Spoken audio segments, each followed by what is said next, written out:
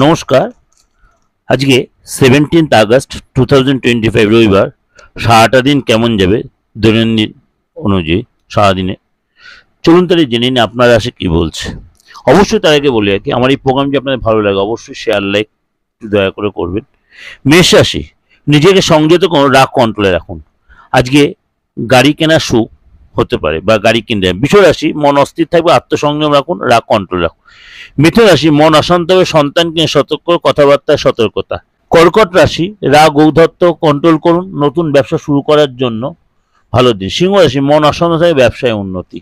কন্যা রাশি, ব্যস্ততা থাকবে, ফ্রেন্ডে হেল্প পাবেন। তুলা রাশি, আতঙ্ক ভয়ে কাজ করবে, নেগেটিভ চিন্তা ছাড়ুন। বৃশ্চিক রাশি, ধৈর্য কম থাকবে, ব্যবসায় চাপ হবে।